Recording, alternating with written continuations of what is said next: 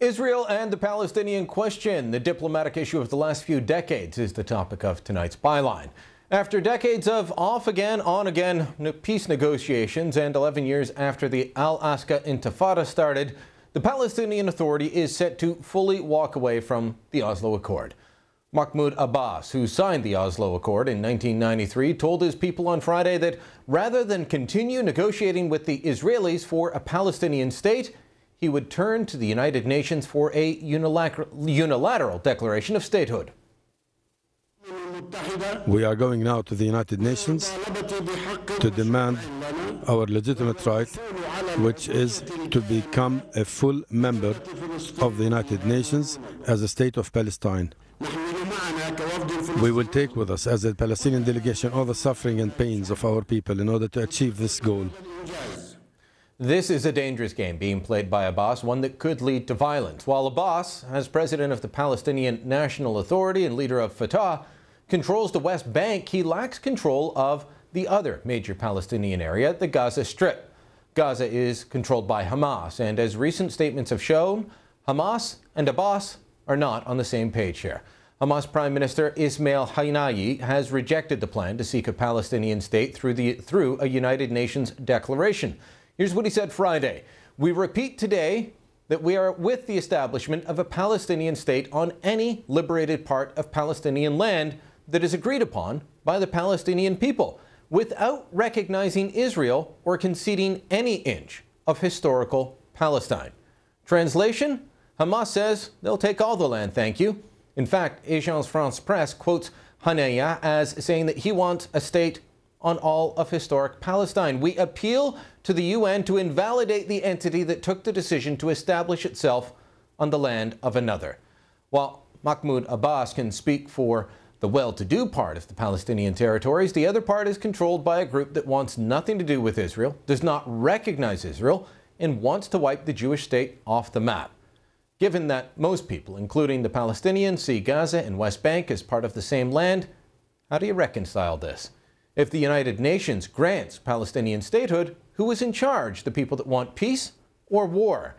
There are many unknowns that could result from this week's diplomatic showdown. What if the Palestinians' quest for a recognition of a state at the United Nations, despite American pleas otherwise, lands Israel in the International Criminal Court, fuels deeper resentment of the United States, or touches off a new convulsion of violence in the West Bank and Gaza? Those concerns aren't raised by me. Those are the concerns raised over the weekend in the pages of the New York Times, which went on to ponder what would happen if Egypt, emerging after decades of autocratic rule under President Hosni Mubarak, responds to anti-Israeli sentiments on the street and abrogates the Camp David peace treaty, a bulwark of Arab-Israeli stability for 3 decades. And Dan Gellerman, who represented Israel at the United Nations from 2002 to 2008, said that the biggest risk could be the frustration of everyday Palestinians, who will have their hopes raised by the speeches in diplomatic maneuvers this week in advance of the UN vote. The next day after this resolution is carried in the United Nations, the average Palestinian, whose expectations are very high at the moment because he's been promised a state, will wake up in Ramallah, in Jenin, in Nablus, will look around him, nothing will have changed, and then there'll be a lot of frustration. And in our region, in our very tough neighborhood, frustration leads to violence. We already live in a very tough neighborhood. It's going to be tougher. Frustration and violence, 2 things we need less of in the Middle East right now. Canada, like the United States, will vote against this proposal if it comes before the UN General Assembly. The U.S. has promised a veto if this comes to a vote at the Security Council. The world is about to change, folks. And this week, you really do need to pay attention. And that's the byline. And joining us for more on this discussion is Jonathan Tobin. He is senior online editor at Commentary Magazine, joins us from New York, where an awful lot of this is going to play out today, or this week. Mr. Tobin, recent piece you posted at Commentary says that this UN debacle is Obama's fault. How could this be? You got to explain that for us. Well, it is Obama's fault to a large extent, because from the very beginning of his administration, Obama has signaled to the Palestinians that he has tried to distance himself from Israel, and that this distance, this daylight between Israel and the United States, has convinced the Palestinians that they didn't have to play along with the peace process. After all, when just before Obama was inaugurated, the Israelis had offered the Palestinians a state, as they had 8 years previously when Bill Clinton and Ehud Barak offered it to Yasser Arafat. Abbas said no. And Obama has spent the next 2.5 years attempting to entice, to bribe the Palestinians back into the peace negotiations. They've consistently refused. And at this point, the Palestinians feel that the best way to evade the negotiations, to continue to evade the negotiations, is to go to the UN with another distraction such as we're experiencing here in New York this week. It's Obama's weakness and his bad strategy and his lack of understanding of what's really at the heart of the impasse that has led us to this point where it's not just Israel, and people talk about Israel suffering a diplomatic tsunami. The real people being exposed here is the United States. It's the United States foreign policy and its influence which is being flouted by the Palestinians. Well, I can't help but think, as I watch what is unfolding and the fact that the Obama administration has spent the last few weeks in a frantic diplomatic attempt to stop this, that they've been unable to. And I look and I think, would Bill Clinton have let it go this far? Would George Bush have let it go this far? And I don't think so. I think that this is a sign of America's power waning or influence waning when it comes to the Palestinian Authority. Well, it's waning in large measure for the opposite reason.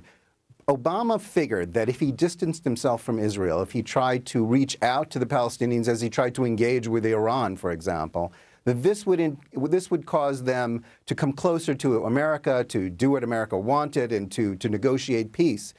He just didn't get it. The Palestinians the Palestinian Authority has no interest in signing a peace deal with Israel, no matter where its borders would be drawn, under any circumstances. They have dug in on this. They can't do it. Abbas can't do it. Just as Arafat, a much stronger leader than he, couldn't do it. And that's why, I mean, Clinton was a force to be reckoned with, as was Bush in the Middle East for all of the abuse that he took. Yeah. Obama is perceived as weak and as someone who can be pushed around, who can be backed into a corner. And that's what the Palestinians have done here. And these frantic efforts to bribe them away from the UN has just reinforced the notion that the United States is really feckless. It's a paper tiger, at least diplomatically. And that's why we are where we're at now, because of American weakness and foolishness. Have things like Obama's apology tour, his trip to Cairo, things like that, is that part of what's led the Palestinian Authority and Abbas into the stand that they're taking now? Well, to be fair to the president, let's understand something that I alluded to a moment ago. The Palestinians, for all of the fact that they keep clamoring for a state, have already been offered one 3 times within the last decade on very generous terms, on terms more or less than what they asked for. Virtually all of the West Bank, Gaza, and a share of Jerusalem. More, they can't ask for more than that, even though they do. And they still say no, because saying yes to even the best offer from Israel and the United States requires them to end the conflict, to give up the so-called right of return, which means perpetuating the conflict. And that they are not prepared to do. What would take to achieve peace, along with a sea change in Palestinian political culture, is an American presence in the Middle East, is an American leader who is someone to be reckoned with, whom the Palestinians fear. Right now, they think that they're going to not only basically spit in the United States' face at the UN this week, totally destroy the peace process, which is an American-sponsored event, and still go on getting aid from the United States. Aid, part of which they spend, I might add, to the outrage of many, is spent on paying pensions to convicted terrorists in Israeli jails. Well, they think that Obama won't stop it. I have to ask you one last question, sir, and that's, you talked about a political sea change with the Palestinians. My question to you is, I think one is coming in that if Abbas fails in this, if the expectations of the Palestinian people are not met, that Hamas will take over the West Bank as well as Gaza.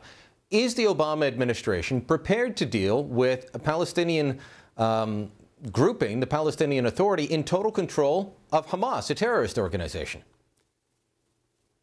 Absolutely right. That is the sea change, and it's a sea change for the worse. Right now, Israel has a Palestinian state on its doorstep. It's the Hamasistan, the Palestinian state, in all but name, in Gaza, from which terrorists sally forth and shoot missiles at southern Israel. The United States has been pretty much ignoring that for the last 2 years, pretending it doesn't exist and pretending that it can be wished away by some sort of unity pact whereby Fatah and the so-called moderates among the Palestinians will take over Hamas. Hamas has very different ideas. And the truth is, without Israel's protection, Abbas's fate is, quite frankly, very, very dismal. And that's why, in addition to the United States being damaged by this process, Abbas has painted himself into a corner. He has set a trap for himself, because if violence ensues, if the expectations that he has raised by speaking of a state coming from the UN, which can't happen, then Hamas may well be the next step for the Palestinians, and that will only lead to bloodshed, and more so bloodshed for the Palestinians than even for the Israelis. All right, Jonathan Tobin in New York with Commentary Magazine. Thanks for coming in. Thank you very much. And make sure you check out lilleyspad.ca. We'll have a link to Jonathan's latest commentaries on the website. You can check them out there. Don't go away. We've got more.